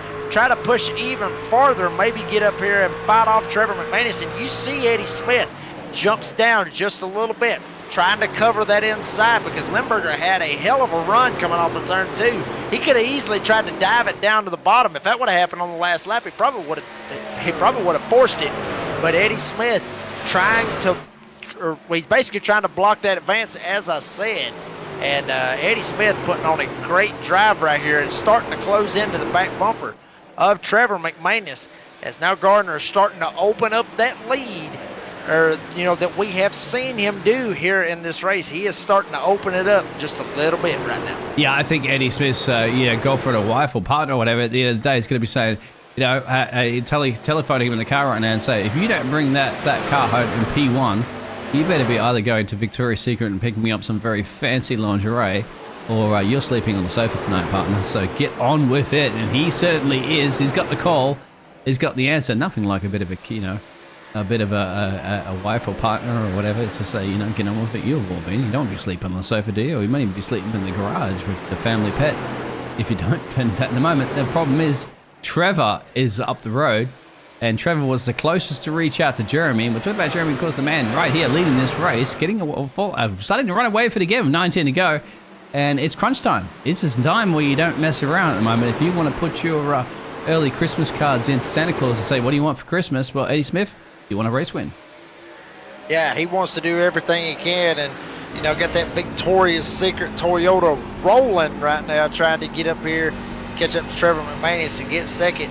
And you know, Dean talking about the Victoria's Secret deal a minute ago. I'm going to tell you right now, if you go in there, you better not bring a credit card out because you will max that sucker out. It's Especially expensive. if your wife or girlfriend's in there at the same time. Here we go. It's expensive. I'm telling you right now. But Mark McCreary, check him out. Here he comes to the inside. Nicholas Lemberger, he has basically fell off the face of the earth right here. I mean, he was one of those guys, we thought he was going to have a shot at Jeremy Gardner. Now he's slipping back. Here comes Mark McCreary down on the bottom. Side by side, right there at his right rear quarter panel. Lemberger, gets up into the fence just a little bit. That's all McCreary needed. So McCreary will get by, go to fourth. Lemberger back to fifth. And Eddie Smith still trying to chase down Trevor McManus. As Jeremy Gardner holding on to right at a 1 second lead at the line. 17 laps to go. If Trevor McManus and Eddie Smith have been holding anything back, they need to start putting it down right now. Because if they don't, Gardner's going to end up pulling away with this bad boy. Yeah, it's almost like you're driving on your car, isn't it? We're going, okay, the fuel gauge is on empty, but you know what? I bet you I can get to the gas station if it's 16 laps from now. I can't give you the calculation how many miles it is. Right on board here, and obviously tomorrow, my friend, you'll be riding you'll be racing. Tell us how it feels to be in Jeremy's eyes. We're at cockpit view, exactly what he sees, and how is he handling this car? How's it feeling from your perspective? Well, I mean, it really depends on, how hard he's been driving the truck, honestly, because if he's been driving it, like the wheels are going to fall off, or basically driving it, till the wheels fall off of it at that hard of a pace, then I'm sure he's struggling right now, but it doesn't look like he's struggling that bad. So what you want is when you're out front, you ain't got nobody behind you, you can run what line you want. You can run just constantly. You're not worried about chasing anybody, so you're not really burning the tires up. That's Is that what he's doing at the moment? Just to explain, I think that's exactly what he's doing. Yeah. I think it's exactly what he's doing. He's just running his line. He has nobody around him. He's not really catching any of the back markers of the field. So, just very smoothly taking care of the truck, taking care of the tires. That way, if McManus and Smith get a run on him, he's still got some tires left over. He's still got some tire wear left over to try to battle for that, for that lead. So this is exactly what Gardner wants right here in this situation. He wants them to try to chase him down, go back there and burn their stuff up to try to get to him. Can you see at the steering wheel, maybe just a little bit of indication why there's a little bit of a pause in fact in the action. Of course, there is still action, but I just wanted to take it from a perspective because we don't do this very often actually, to go to the race leader to see how the pressure feels from him. Look at that steering wheel. It looks smooth operator, really, doesn't it? Doesn't look like he's fighting the truck. You can see he's up to 7,000 RPMs. He slightly turns in there. You see a little bit of a wiggle movement. That's just the movement of the track there surface. It slides a little bit, steers in the corner. It seems to me that he has a man and a machine in control of this track at the moment in Nashville. I mean, he is running a very, very smooth line all the way out to the wall, drops it down to the yellow line as you was just seeing. I mean, very, very smooth line. And, Trevor McManus, Eddie Smith, they're kind of stalemated with him right now. Obviously, you got McCreary and Lemberger right behind them as well. Everybody's kind of just stalled out, if you will. Nobody's really trying to make any hard gains. Nobody's really trying to lose much ground. So everybody's kind of stalemated, if you will. Smith trying everything he can, goes all the way down below the yellow line down to the apron. He's trying everything he can to try to get to the back bumper of Trevor McManus any way possible. But, I mean, they basically stalemated because the lap before, McManus was 1.180, I believe it was. Now it's 1.147. So he caught him by, 3 or 4, 100ths, if you will. So, I mean, it's really stalemated. Yeah, I want to ask you this at the moment. He goes up on the apron. He's the only driver we've seen here this evening, and he's the only one who explored the apron area. Now, how much speed does that scrub up? There seems to get so much more exit speed. Now, as you talk about lap times, of course, yeah, he might be gaining a lot of lap time, but it's one thing to catch, it's another thing to overtake. It's up to Eddie to make a decision here at the moment. Where's he going to go? Now, that's what I'm curious about. He's the only man that's explored the inside apron area, I guess, because, he's wearing some lacy Victoria's Secret underwear under that racing suit. I'm not quite sure what it is, but he's going for it again. Look at that. Second time around. You do explain this to me basically as a noob when it comes to oval racing there, Jacob. Well, I mean, you can go down there and cut the apron to try to cut off some time, because if McManus is running, say, the line that he's running, and Eddie Smith's running down the bottom, he's basically cutting the track just a little bit to try to get more ground, to try to get closer and closer to McManus. I haven't seen it done a lot here at Nashville. You would see it more at, say, Kansas, Chicagoland, hell, even Las Vegas, tracks like that. That's where you would see a lot of cutting the apron. But I don't see it a lot here, but it is possible to gain some ground like you would at Kansas. But you would think they would actually scrub some speed just because of how narrow the apron is right there with the grass and the track. But he's making it work. I mean, he is using the apron. He's using everything he can to try to get to the back bumper of McManus, try to get to his inside, slide him up the track, try to go for second. There it is again. Look at that. Up in the apron. Now, how much speed is scrubbed off? Not a lot, actually. Not a lot. He has to come back onto the racing line there. We're on board right now with Trevor McManus looking backwards. Jeremy's got this one in the bag at the moment, as long as he doesn't make any mistake, because he's got a nice little healthy gap. Of course, it is a big gap. At this point, Eddie's thinking about a P2. He's going to go for, essentially, I have to say, driver of the day, isn't it? Almost the first and last challenge, because that man in P3 is 18 positions gained. That's right, 18. Eddie's used to that number, isn't he? Again, apron. Look at that. Yeah, only driver, but that's the thing I'm curious about there. Why aren't any other drivers taking that challenge, Jacob? I think it's just because, honestly, I think it's just because everybody has a preferred line. I mean, you hear a lot of people saying, well, the inside line is the preferred line. Well, here's the thing. That's the preferred line by the experts. That's the preferred line by everybody, that would say that. But you do have some of those oddballs, if you will. And what I mean by oddballs is, like, you have some guys out there that they don't go with the experts. They don't do what the experts say or anything like that. They go by what they feel is best. So you may actually have some guys that might be the oddball out here and run the top here in Nashville, and everybody else is right smack dab on the bottom, and it may work out for them. So Eddie Smith finding something that works well for him. It may not work well for anybody else out on the track, but it's working well for him. As you see side by side, hard, tight racing right here with Jake Ham and Nicholas Limburger. Ham had basically ran him down, now up to his door, right behind him. Jamie Mullins right behind him trying to find a way around. Ham gets around Limburger. Here comes Mullins down on the bottom. 4 laps to go. McManus cut it off about a 10th right there, but unless a caution comes out, unless something crazy happens with Jeremy Gardner, he's got this bad boy in the bag. There's a lot of hard racing still going on back here, right outside of the top 5. Yeah, Jacob, of course, eventually the number 3 machine's going to gain 1 position from where he started, and he took it away from Nicholas that gained 6. Give it away for Mark, 16 positions gained. Look at that for the 83 machine. Quietly getting the job done, and that's what you want. Eddie Smith, we all spoke about a lot there in P3. Probably have to settle for that one. I don't think he's got any chance at the moment of catching Trevor unless he makes a mistake. And, of course, can't take it away from this man, can he? Flawless all night long there, 42 machine. And how close did he get? What? You're talking about, what, 2/10, 3/10, as close as anybody ever got to him within reaching of Jeremy Gardner's distance here this evening? No, my friend. I think Nashville Speedway is his to go.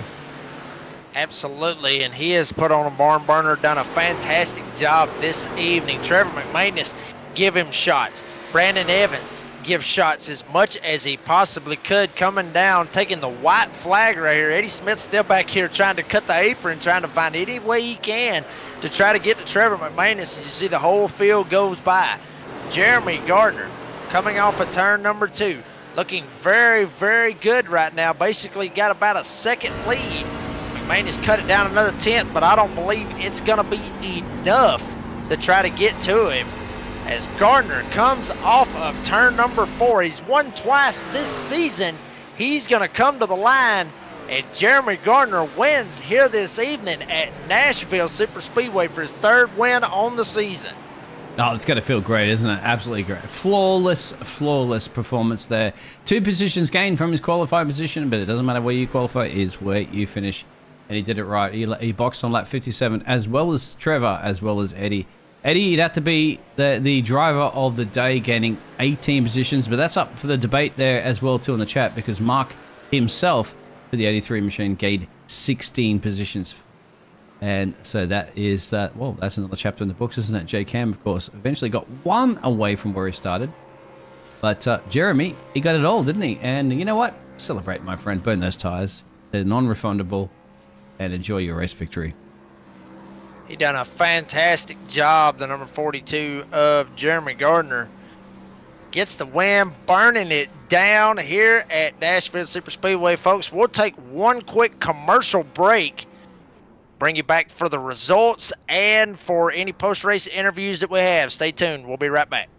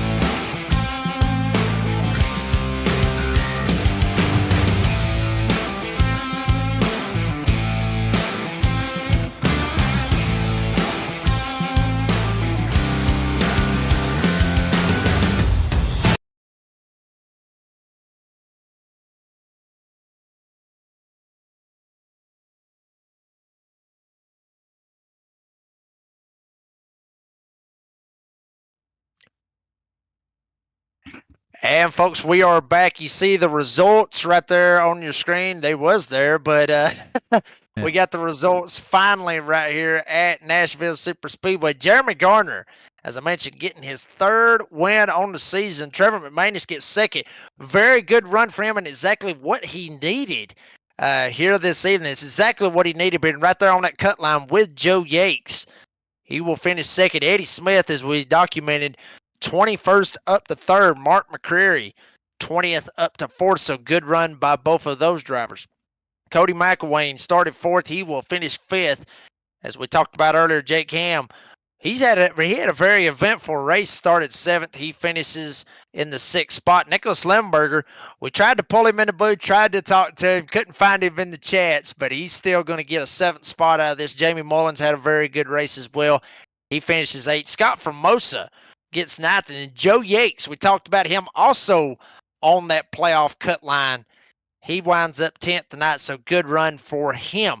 Ryan Pendleton, he gets 11th. James Goshen gets 12th. Alex Cruz will get 13th. James Kaufman will get 14th.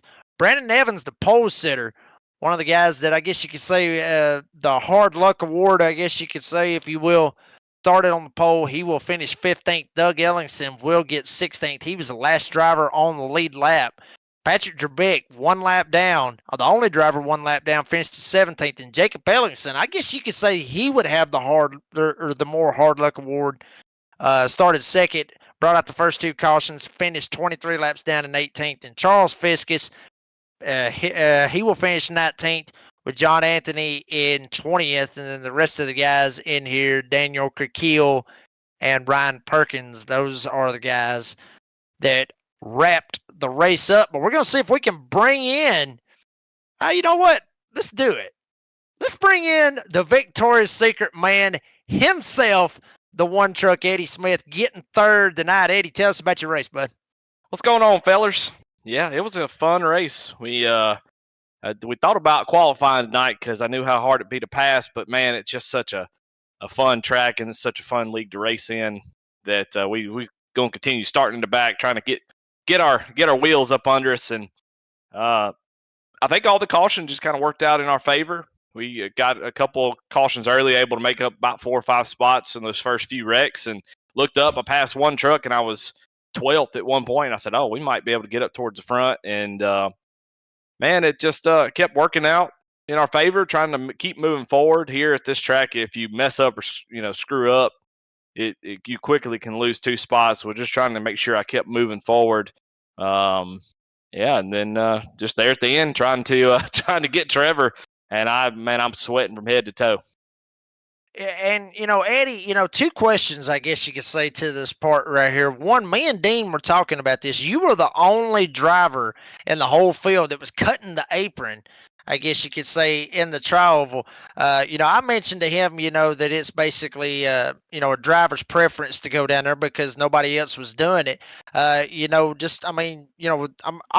thinking that was your preference to go down there and do it because nobody else was. But I mean, do you think it was helping you or was it hurting you? And then the second question I got is, you said, you start at the back and you're basically driving up here and getting to the podium.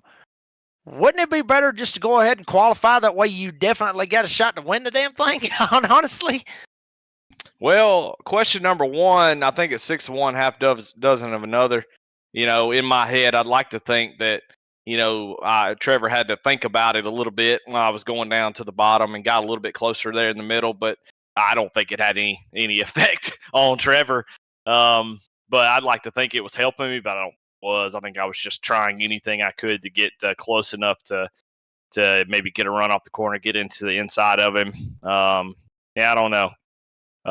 Second question, yeah, maybe. I just the first couple races I ran, I hadn't run in a long time, and was nervous around people. Racing around folks made me nervous, and I didn't want to get up there and wreck the whole field up front. Especially on these cold tires here at this track. Early on, the first couple laps are scary loose.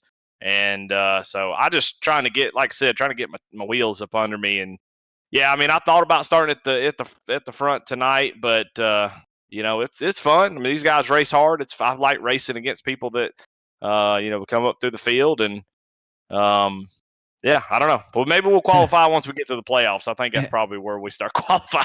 Eddie, do you have a partner or a wife or girlfriend or a partner or anything? Just curious there, because the Victoria's Secret there, like, I mean, you can be shopping at Victoria's Secret for her if she's sitting there watching or anything like that. I always heard, brother, you don't ask questions you don't want to know the answers okay, to. fair enough. Right, that's all right there, mate. Yeah.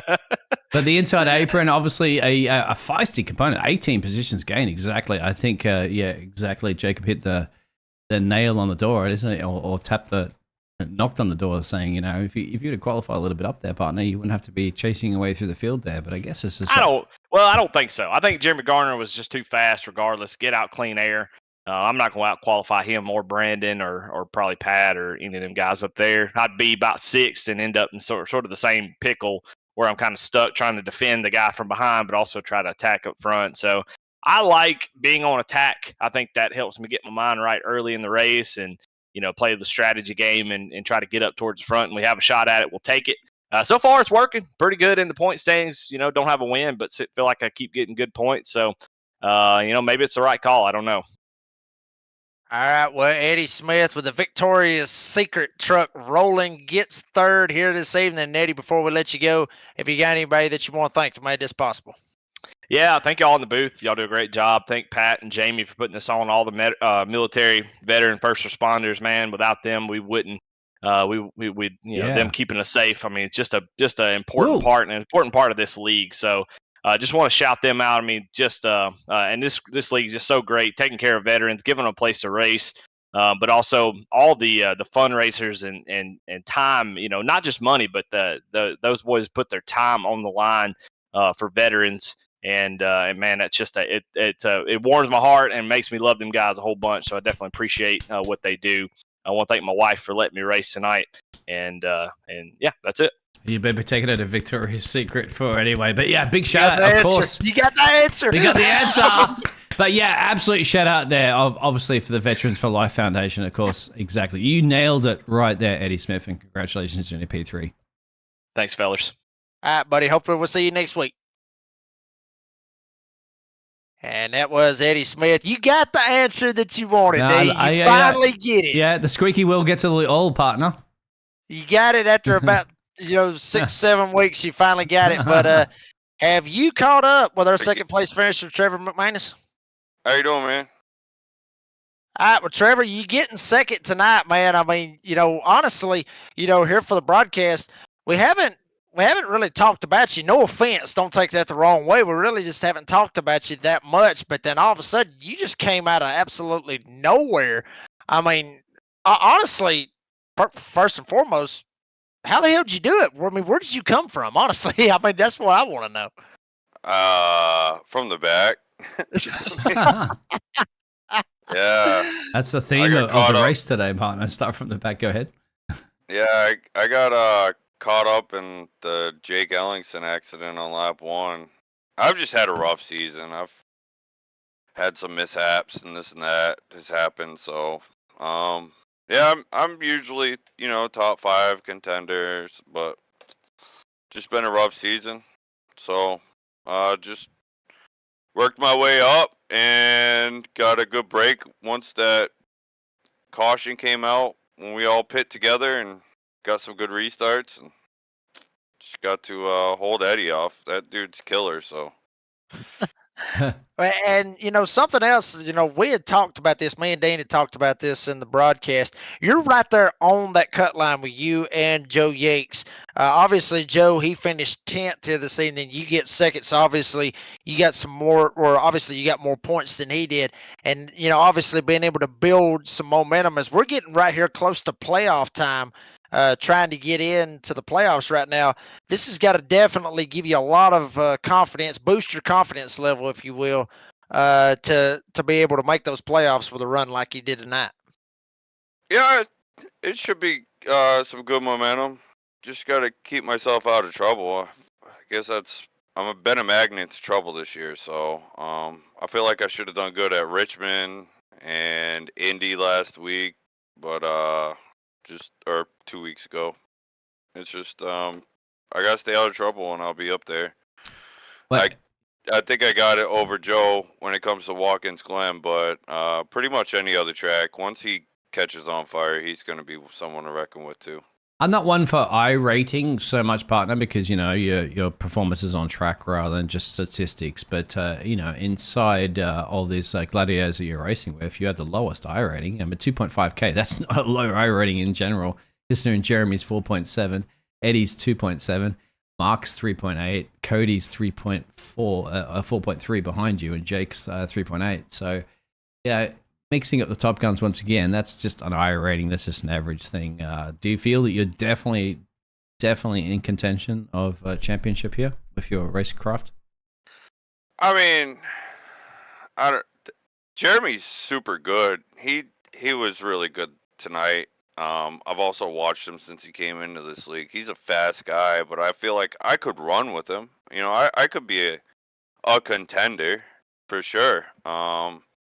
It's just, like I said, you have to have everything go your way in leagues like this when you have heavy hitters like, Jeremy, Eddie, Pat, the Drabrick, Cody.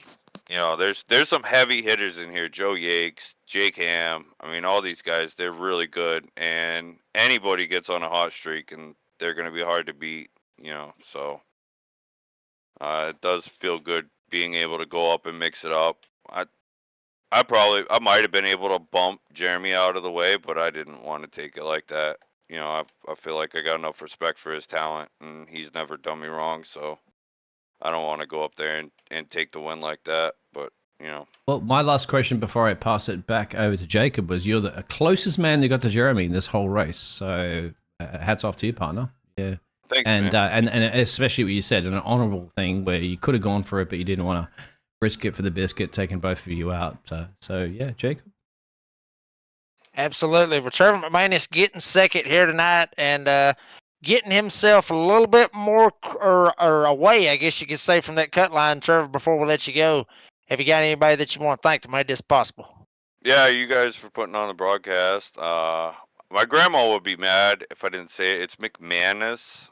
Oh, But, sorry, Grandma. no, Sorry. no, my grandma watches all the time, and she's like, well, "You ever go back to Richmond? That Yeah. guy, tell him it's McManus, not McManus." And I'm like, "Oh yeah, all right." She's Grandma. like, back in our day, Yeah. we didn't have power steering and all this sort of fancy gizmos. Yeah. We just went pedal to the Yeah, metal, right? Right? Yeah, yeah. What are you doing in your computer chair? Go out Yeah, there and do it. exactly. No, my grandma for watching, my family for watching, all my friends, you Hello. guys for putting it on, and then you know, Pat, Jamie, and those guys at Goat Locker for putting on this league. I love what they do. I love everything that they're behind as far as supporting our military.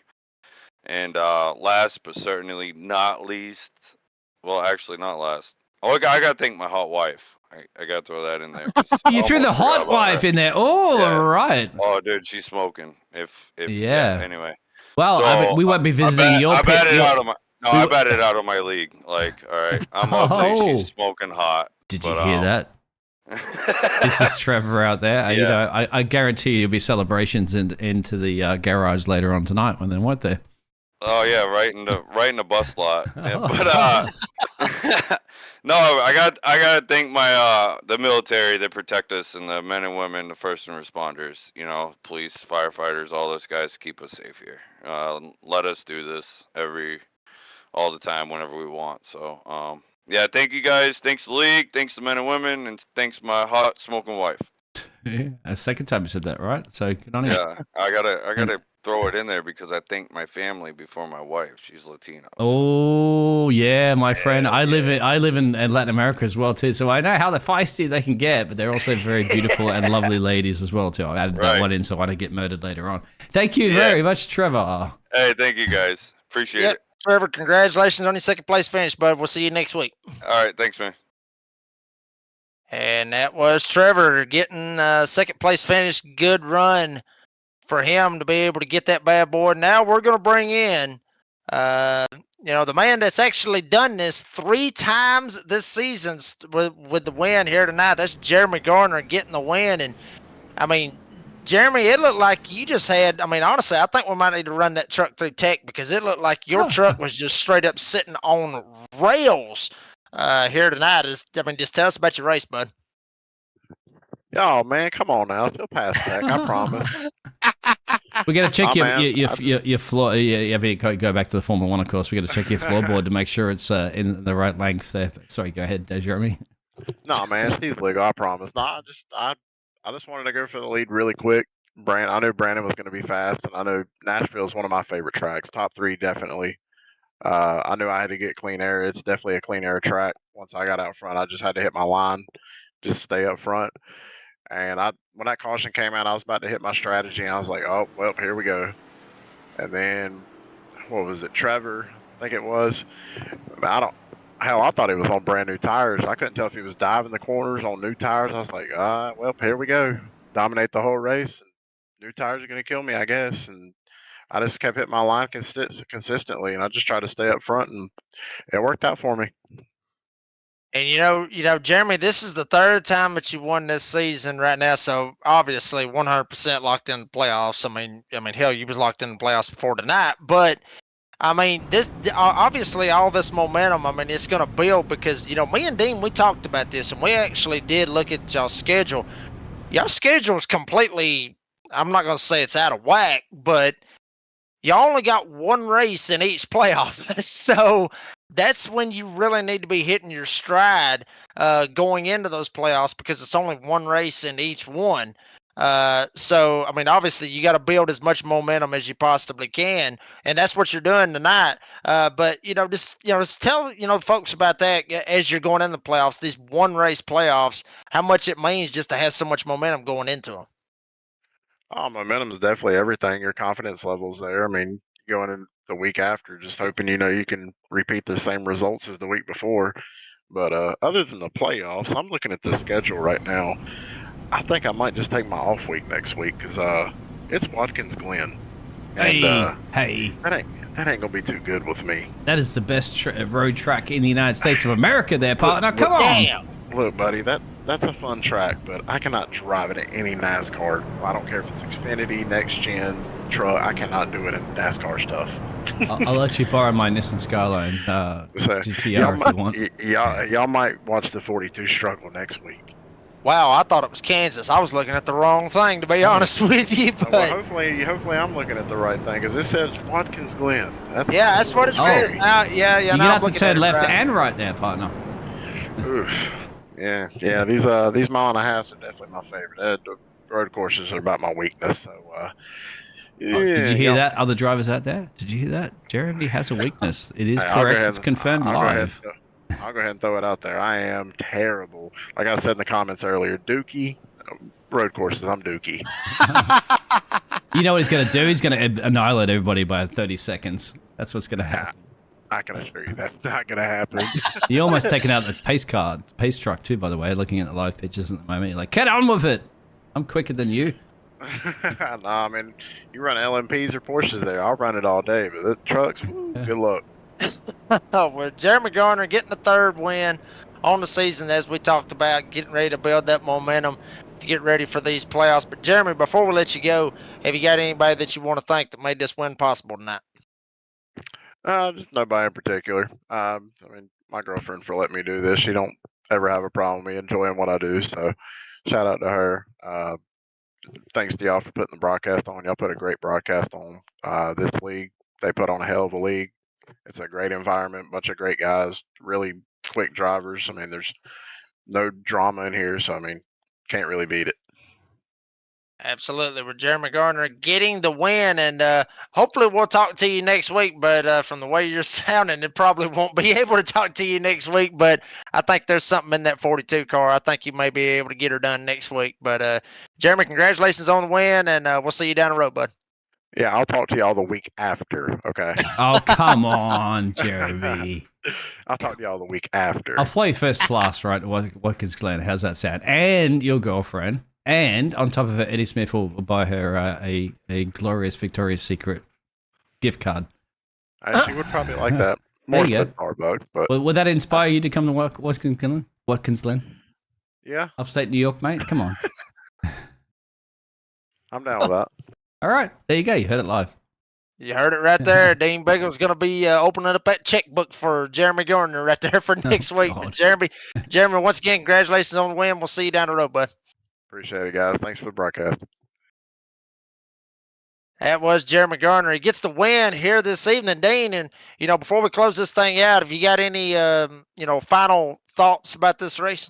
I just love absolutely casting with you as well for the casting for the NASRO 360 Racing Network. And of course, at the end of the day, of course, the Goat Locker Racing Series, veterans for the military, and of course, Jam Printing and Promotions put all this on behind the scenes there, it takes a lot to organize a fantastic racing network, and you just heard it from the drivers as well too. It's sportsmanship. They love each other. There's no beefs. There's no dilemmas. It's just get behind that wheel there, hit the pedal to the metal, my friend, and go, go, go. And that's exactly what everybody's doing. So Nashville is done and dusted, and we have future racing to come there. But Jacob, sadly, you won't be casting tomorrow night, but I'll be getting to pick on you in at least with the cameras and so forth. So any other final words there, partner? I mean, just basically, what you just said, and basically what Jeremy said right then just a second ago. I mean, these guys, just like I said before, these guys are a family. There's no drama in this league, and they always, they put on a hell of a show every single week, and that's why we're happy to sit here and watch these races, call these races, because they do such a fantastic job. With everything that they got going on. You got guys that were big movers of the race, and then you got some guys that just straight up fell off the face of the earth. It just out of nowhere. I mean, we talked about them at the start, and then they were straight up gone. And that's just that's what Nashville Super Speedway does. But going into Watkins Glen next week, that's going to be a fun one. Honestly, that's actually one of my favorite road courses if you had to pick one besides the Charlotte Yay. Roval. So yeah, I mean, so I kind of like Watkins Glen, compared to all the other road courses, because there's a lot of them out there. But Jeremy Garner gets the win this week. As Dean said, don't forget tomorrow night on the NASRA 360 Racing Network, the Concerns of Police Survivors Truck Series, last race in the regular season. at Atlanta Motor Speedway. I'll be in that race, but Dean will be in the booth producing for that race as well. We want to congratulate Jeremy Gardner winning here tonight at Nashville Superspeedway for the Jam Printing and Promotions Truck Series. Obviously, thank you to Pat and everybody at Goat Locker Racing for everything they do, getting us lined up in here. Obviously, everybody over at the Nazareth 360 Racing Network, Cody Knott, Brady LaBeouf, all those guys that allow us to do this every Thursday night. And everybody, it was a great show. It's going to be a great one next week. Hopefully you'll tune in 9 o'clock Eastern time next Thursday night, 9 o'clock Eastern time for the race tomorrow night as well. Everybody have a safe weekend, safe week next week.